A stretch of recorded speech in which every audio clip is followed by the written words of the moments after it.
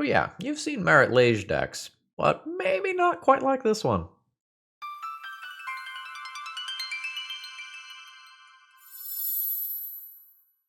Hello folks, Phil Gallagher aka ThrabenU here for another Legacy video, and today Funk has given us a very spicy Dark Depths deck.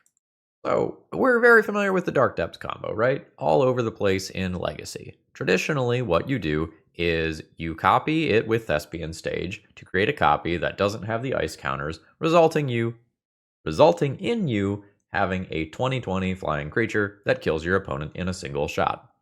And Vampire Hexmage is often the backup way you remove all the ice counters from it to get your 20/20.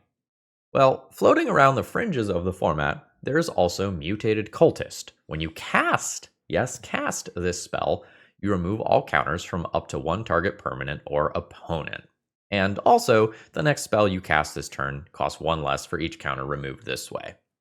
So, we are going to have 3 different ways to rip the counters off of Dark Depths or otherwise produce a 20/20. And the remainder of this deck is built around sort of card advantage and finding your combo. We have just some objective card draw. We have some sources of creature-based card advantage that can get us things back. And then there's a few oddballs rounding out the deck lists. Sometimes your opponents have blockers and you want to be able to just kill them right now. Well, with Rite of Consumption, you can sacrifice a creature to deal damage equal to the sacrificed creature power to target player, or I guess planeswalker, and you also gain life equal to the damage dealt this way.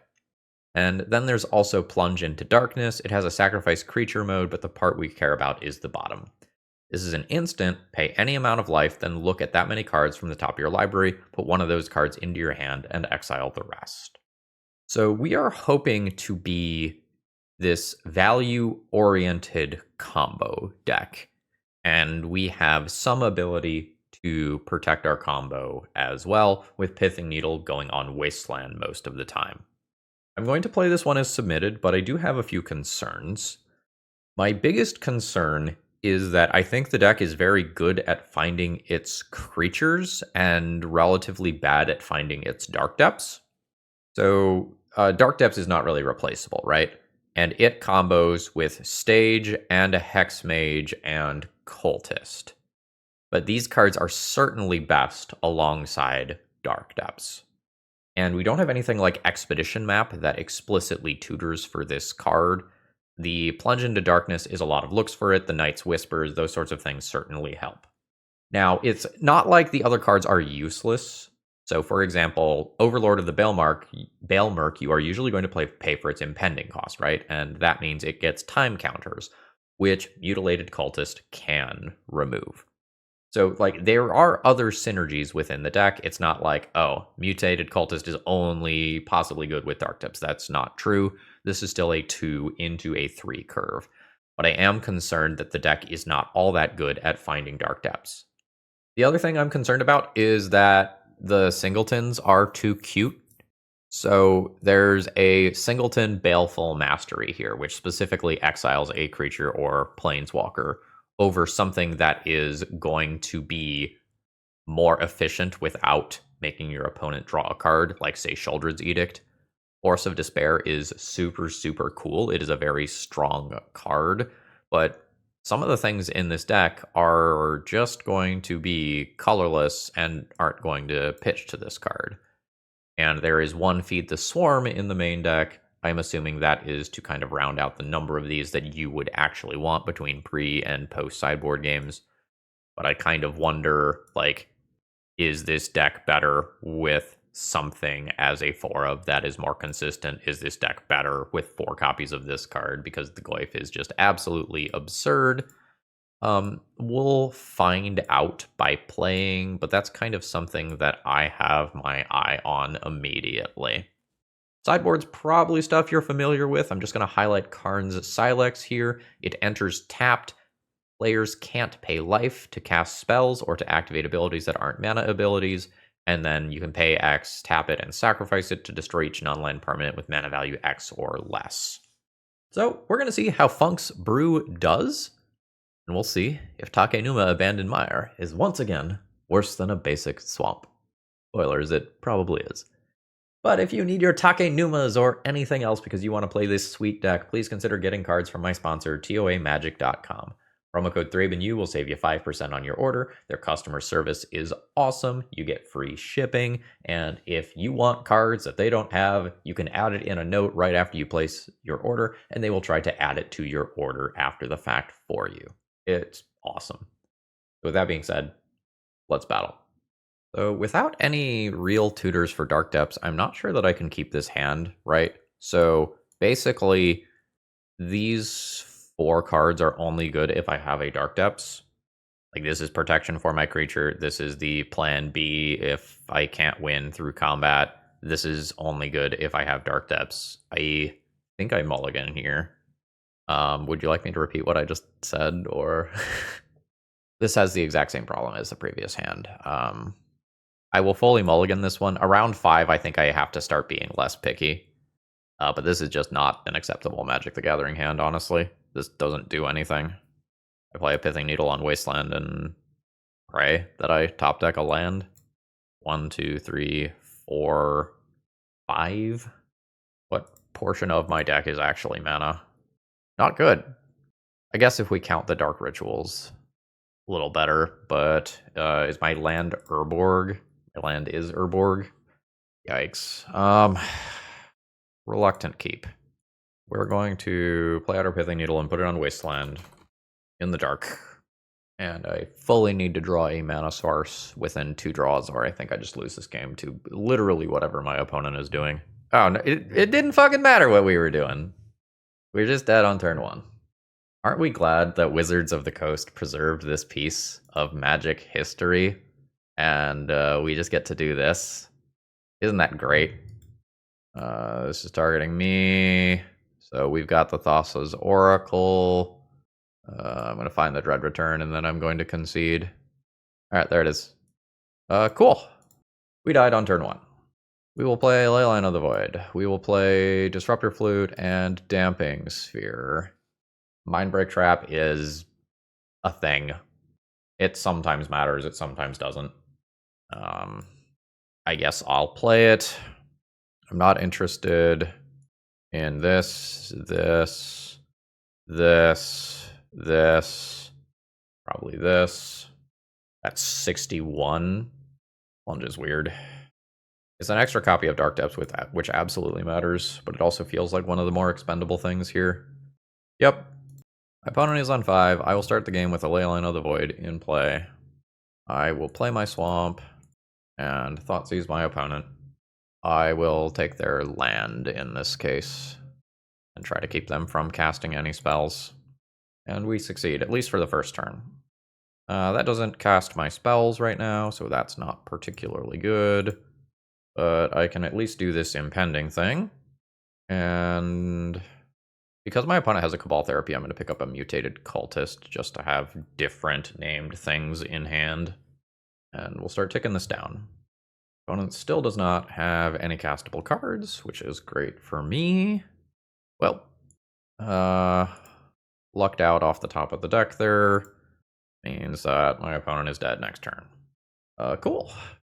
We're gonna run it back the same way here. Don't you enjoy Magic the Gathering, where your decisions are, do I mulligan my hand so I don't die on turn 1, or do I keep the double Thoughtseize plus other hate card hand?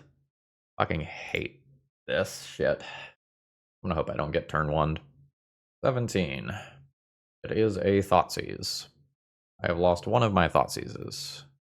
I've got another combo piece of my own here. I will Thoughtseize my opponent. Well, Disruptor Flute on Goblin Charbelcher looking a little less good here.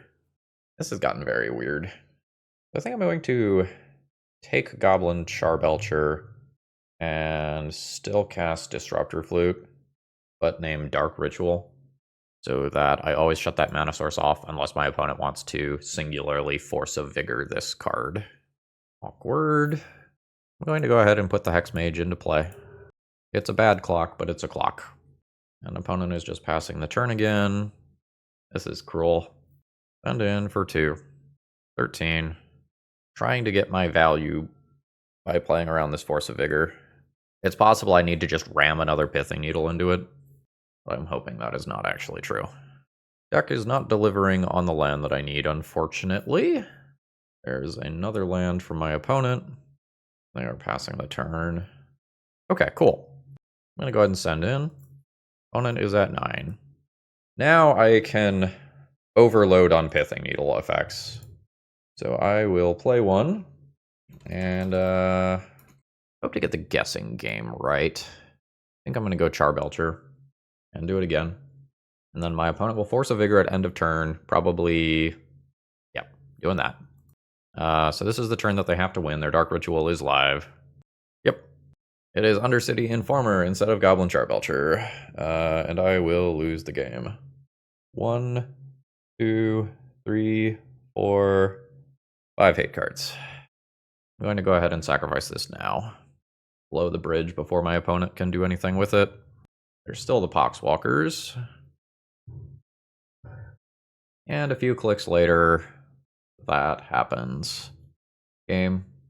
Today's video is sponsored by Moxfield.com. If you want to see upcoming sets, if you want to understand commander brackets, or if you just want an awesome place to store all, and I mean all, of your deck lists, Moxfield is the place. You can organize all of your decks by folders, and you can even change the views. You like visual, they've got that. You like text, they've got that. Check out my Moxfield Pro Field if you want to see all, and I mean all, of the decks that I've been cooking up. Alright. Opening hand has no mana. Opening hand's not perfect here. I think I'll keep it and hope that Overlord makes things work. The legendary lands in this deck are awkward with trying to cast fair-ish 3-drops. I think I'm going to hope that I draw another land, but it's certainly awkward, and like fitting Thespian Stage into the mana base means that if I get wastelanded, like things are worse. Ah, yes, the main deck Grafdigger's Cage. A sign of a healthy metagame. I am going to get wastelanded. I'm going to lose this game. Alright, there is the wasteland. So I am in a 0 to low agency game right now. And opponent is throwing Saga out immediately. I might have drawn an Ancient Tomb that makes that a viable play. Being a Dark Depths deck when your opponent has Thespian Stage is incredibly awkward. Well, opponent doesn't have more mana for Urza Saga immediately, neither do I. I can't start copying their Urza Saga and making some constructs. But this is going to turn into like an Expedition map or a Chrome Mox or whatever. This will probably be fine. Ooh, Exploration is really good there. Yep. So now opponent can potentially search for their Dark Depths and just try to win this game while I am stumbling, which is what they do. So now I would like to draw a land. And they got Ghost Quarter too. Yeah. We got wastelanded out of this game. That's fine. So I think I'm going to start with what don't I want. So I don't think I'm into Force of Despair. I have to decide whether or not I want to try to attack enchantments. I think the answer is I don't.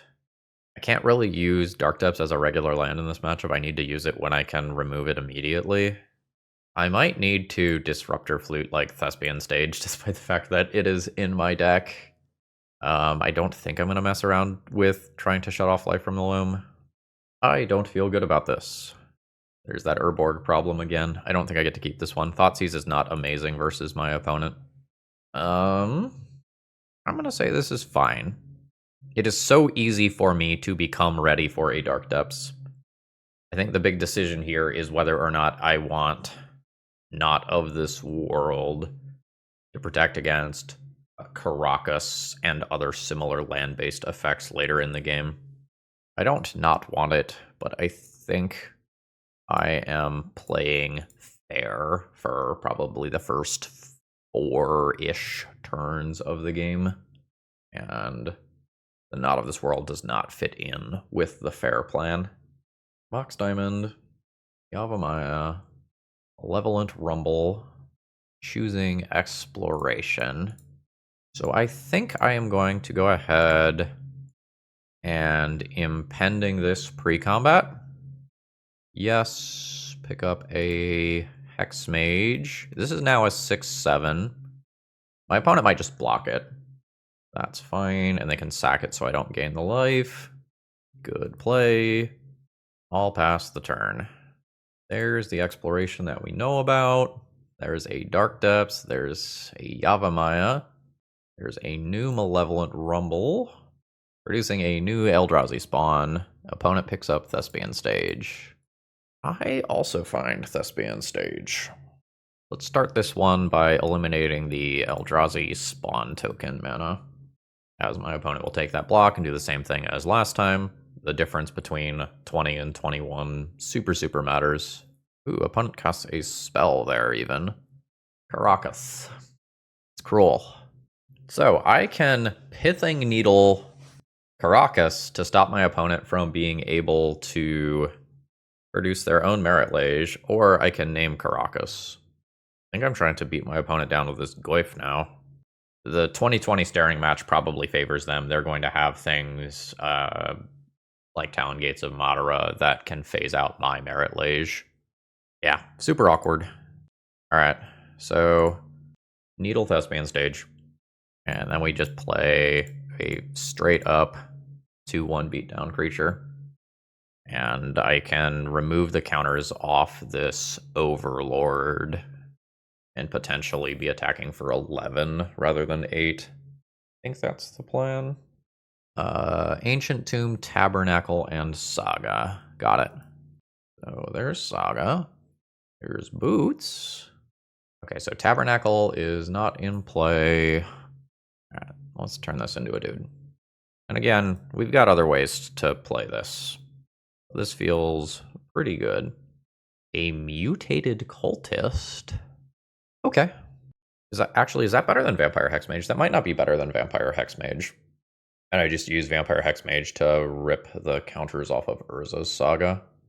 I guess this does the same thing, right? Yeah, this does the same thing, but leaves an extra body in play. Okay. So then Goyf trigger. Yes. Another Overlord. Okay, I guess hitting another Overlord is a reason to get Hexmage instead. But I guess I can just do that off the Overlord trigger. So I will do this with Impending. Yes. Pick up Vampire Hexmage. Play a land. Play a Vampire Hexmage. Pass the turn. And then in opponent's upkeep, I think I rip this counter off. I think I am fine with that. So the awkward thing that can happen... Oh, no, I'm at 26, so I can't die to hasty Merit Lage. That's fine. This mid-range stuff is definitely doing something. The Overlord being able to find the Hexmage to remove the counters from it is a pretty cute interaction. And like once a Hexmage is in the graveyard, that interaction opens up for every Overlord after it. There's Tabernacle. There's Life from the Loam. Boseiju is in there now. So yes, I will Boseiju. I will pick up a Swamp. So I'm going to pay for my creatures, obviously. A Dark Ritual. Not sure that that's going to end up being relevant. I can attack my opponent for 5 successfully here. Not sure that attacking for 5 is relevant. Maybe it's fine to just throw away the body, like given that I have an Overlord in play already. I have really good post-combat lines. And that shuts off Ancient Tomb. Sure, let's go ahead and make the attack before Urza Saga blockers start getting involved. I think I'm going to take a Goyf. So my opponent is going to do their Dark Depths thing and block one of my 2 creatures, presumably the lifelinking one. Yes, I'll put my opponent to 2. Then I'm going to go ahead and go Dark Ritual, Mutated Cultist, rip all the counters off of my Dark Depths. Oh fuck, did I have a line where I attacked with this turn? And that would have been lethal. Or did I pull the Mutated? No, I had the Mutated Cultist in hand. Hopefully this is still fine. Ah, fuck, I had lethal. Opponent doesn't have to pay for the Merit Lage. Opponent plays Caracas. Yeah, I just had better lines there. Life from the Loam, Boseiju, Maze, Saga. This is definitely scary. Oh, my 2020 gets bounced, and opponent is holding back. I'll go ahead and pay for all of these. Can't be blocked except by artifact creatures or black creatures. I have a line where I end up Caracasing their Merit Lage, but the known Boseiju just disrupts that. I think I'm just sending in still, despite the fact that this is very awkward. So, yes, and I'm going to grab a new Mutated Cultist. I'm not going to accomplish any damage this turn, I don't think. So there's the token. I lose a Goyf. These trade. Then my opponent is going to maze this. So then I will play a Mutated Cultist and pull the counters off of that. Now I'm in a situation where I can get 2 creatures on the next attack. But my opponent's Boseijus are really good versus the Overlords. I think I blew this one. Expedition map. New Saga. A forest. Rather than some land off expedition map, notably. Ooh, it's an attack. I mean, I'll take 20. I'm at 18. I'm not gaining the life. I think opponent's plan is to make it through this turn at 1. Block 1. Maze 1. Take 1. Again, fear is artifact creatures or black creatures. The things that I get back are not going to fly. Don't have creature-based removal. I think my opponent's got me here. See what's in their hand. Nada. The Boseiju also kills an Overlord. When I go to combat, they should get rid of one of these. And then I am dead. Yep, okay. That one is absolutely on me. GG's. All right. Opening hand here looks fine. Oh, great. We're probably playing against Oops again. Oh, we're not. Tavern on Warrior. Maybe some Winota nonsense. I'll make my 2020 on turn 2. And I think just throw this down on generic Wasteland. And pass. I think my call might have been correct. Cat Warrior. Alright. Dark Ritual. Dark Depths. Doesn't tap for mana, no Urborg. Mutated Cultist. Pull all of the... Yeah, okay. Opponent mulled to, what was it, 4? Opponent mulled to 4. That's a rough start for them. So, there's some chance this is Winota. There's some chance that this is just a red-white energy deck. I have to decide how much removal I want and how much I want to play into my mid-range plan versus just get my opponent dead. Caracas, white removal are things. I really don't know the answer to this without playing this deck more. I think I'm going to keep Force of Despair. I think I'm going to get rid of Baleful Mastery. And then I'm like torn between checking the hand for removal and like keeping max protection for my stuff versus playing a mid-range game. Do I win the mid-range game? Unclear. Maybe a play versus draw is an entirely different play pattern sort of situation. I mean, it's, yep. I do have like very different ways that I could play this hand. I could totally choose to Dark Ritual Overlord on turn 1 and Vampire Hexmage that in the not too distant future. I don't think I am going to do that. I'm gonna just do this for now. And then whether or not I draw a black source might change things. Sure. Human Warrior. You've got it. So now I've got Solitudes to be thinking about. With one more mana source, I can Merit Lage and sacrifice it immediately and play around white removal. I get clocked very quickly is the issue. I think I am willing to wait. I think we're going to say no to a random Caracas in case I do have to not do the plan that I am trying to do. We've got a 5/5 at least. There is the Explore trigger as well. I guess there's also things like Archon to think about that mess with me wanting to play multiple spells in a turn. So Kenzen revealed. Take 5. It's the indestructible one. Okay, that's fine. Hopefully I just draw a mana source. So Kenzen being played out as a land, potentially because my opponent wants to do something like Caves of Chaos Adventurer next turn. Alright. There's my land. Dark Ritual. Vampire Hexmage. Sacrifice on Dark Depths. Make my 20/20. Cast Rite of Consumption, targeting your face. Sacrificing Merit Lage for 20 direct damage to face. And we get there with the Rite of Consumption tech. GG's. Alright, we're probably playing against Dredge. I have an A plus B combo in my hand. Underground Sea into Stitcher's Supplier did indeed hit a Dredger. I will still go ahead and Thought Seize my opponent. They might be more in the Hogak range. Don't love seeing those, obviously. I don't want to put Bridge in Graveyard, so I will put Life from the Loam in Graveyard. So our opponent says, in case you're recording this, this is a desperation test for desperation times. I understand. So land drop triggers Bloodghast. Exactly 7 cards in Graveyard, allowing Cephalid Coliseum to do its thing. Let's pop out this zone. I don't know this card.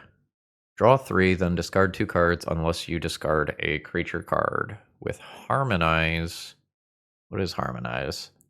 Cast this card from your graveyard for its Harmonize cost. You may tap a creature you control to reduce the cost by X, where X is its power. Okay, cool. I think I play Takenuma as my land, although honestly I don't think it matters too much. Mill, yes. Hexmage. Next turn I cast Hexmage and rip the counters off of Depths. Seems fine. There's the Dredge. Bridge from Below is now in Graveyard. There's a Dread Return chilling that's not live yet, but will probably be live this turn.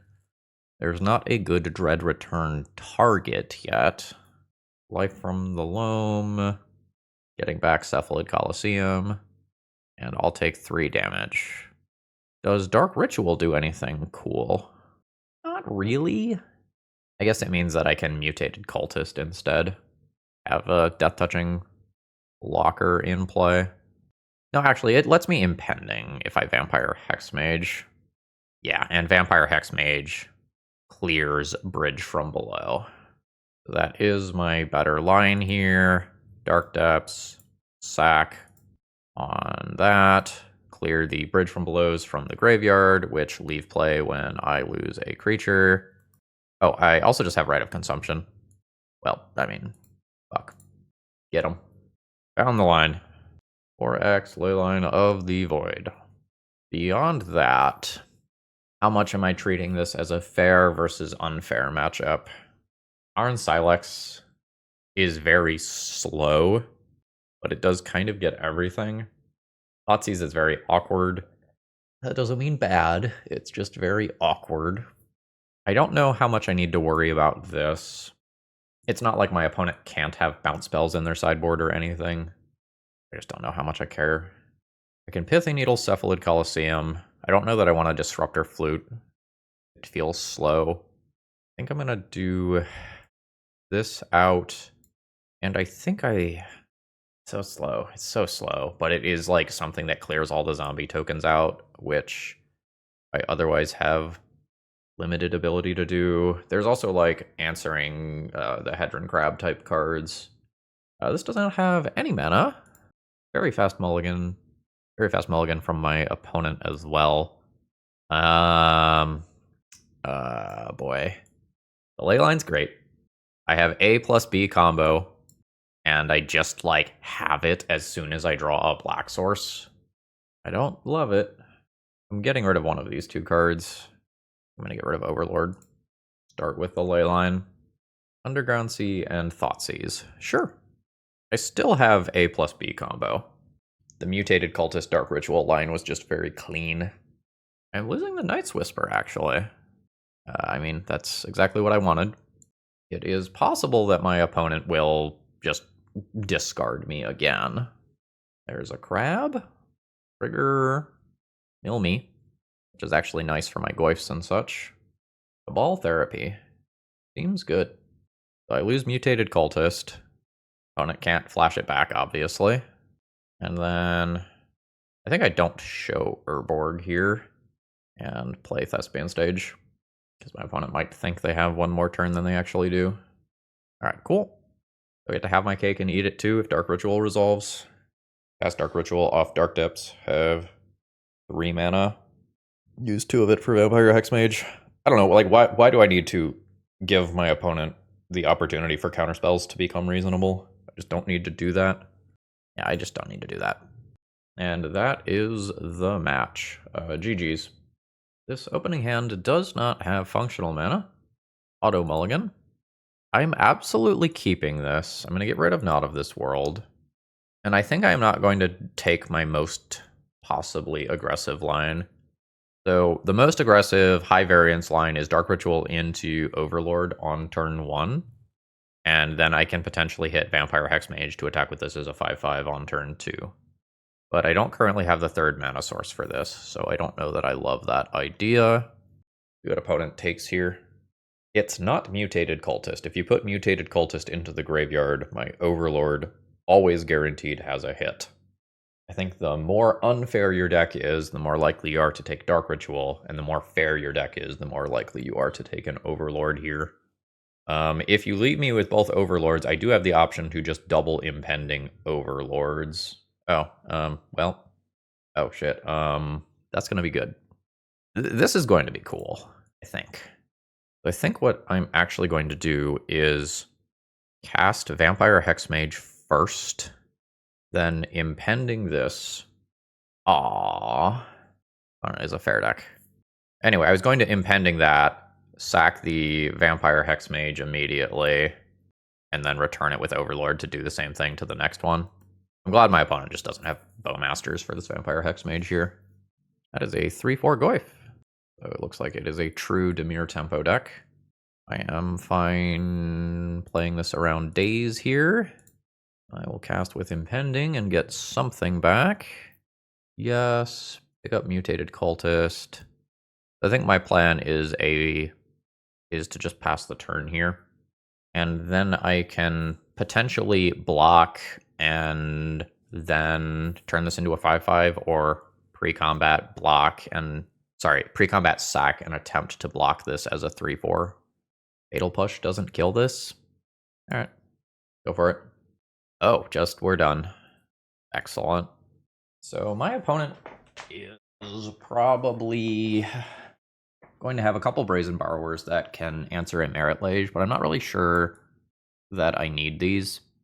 And I don't want to do this, and then my opponent counters this spell, and I lose my 20/20 for nothing. So I think I'm likely to just sideboard a bunch of fair stuff here. I don't really like Thoughtseize. I don't really like Plunge to Darkness either. I think this is where I'm at, though.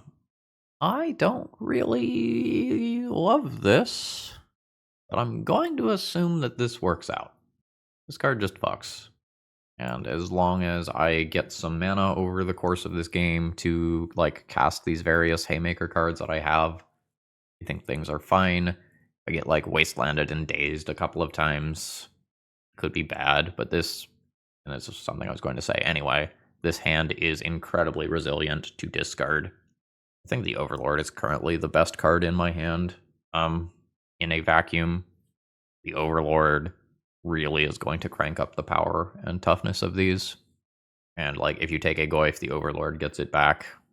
I would be taking Overlord here unless there is something you're going to do that is super impacted by Karn Silex. Alright, opponent agrees. That's pretty good. I pay the life when this resolves. Alright, not Wasteland. That's fine.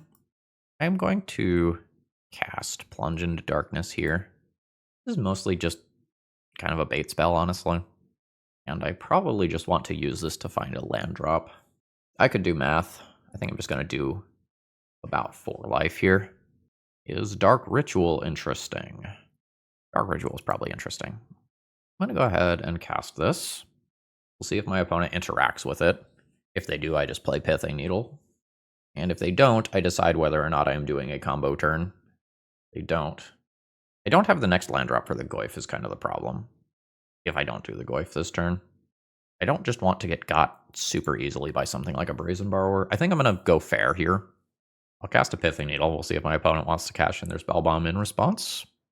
A Daze. Yeah, sure, you can counter that. We're going to change phases, let this empty, see if my opponent wants to nuke the Spellbomb. It's Fatal Push instead. You've got it. Am I fine playing this out? Yes. Land drop comes back down. Opponent passes the turn. Yeah, let's just keep trying to exhaust my opponent's resources with the fair stuff and then finish with the unfair. Like if opponent uses a Brazen Borrower to keep this from hitting them, that is a big deal for me. Okay. We have successfully baited Sheoldred's Edict, which would have gotten my 20/20. Opponent is sacrificing the Spellbomb. Now, the nice thing here is that my opponent's graveyard is still pretty chunky, right? So sorcery, instant, and artifact are still there. Land very likely to get there in the next turn cycle or so. So if I draw another Goyf, they're still just totally fine. I think I Hexmage now. If it doesn't work, I just get it back. And I think because of the existence of Wasteland, I go for this right now. Cool. Again, Sheoldred's Edict, Brazen Borrower type cards still absolutely exist. An opponent can dig for them. They don't have it. So we put up a positive finish in this league relatively quickly as well. All right, let's wrap this one up here. Overall thoughts on the deck list. Not bad.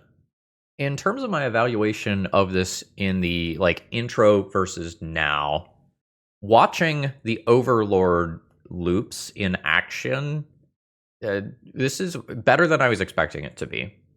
The ability for you to use a Vampire Hexmage to rip the counters off of this, have it attack, and then get the Vampire Hexmage back immediately so you can rip the counters off another one or reuse it for a Dark Depths is actually pretty cool. I will stand by how I feel about the Weirdo Singletons. I ended up mostly boarding them out. I think the core of the deck is totally fine. I wonder if you want to, and maybe this is me being crazy here, but I wonder if something like a full-on Shriekmaw is fine. So in the Shriekmaw, and I'm sure there is something that does this better, but I wonder if you want to be able to play the Solitude game that the black-white versions of the Overlord decks can do, where you get to kill a creature and then bring back your way to kill it and repeatedly do that. Shriekmaw is kind of the wrong colors, though.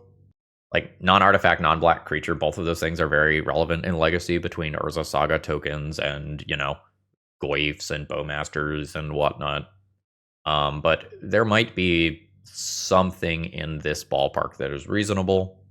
I never activated a Castle Locktwain or a Takenuma in this league. Those can potentially go. Never activated Shizo either. The times where I had Shizo, artifact and black were both relevant.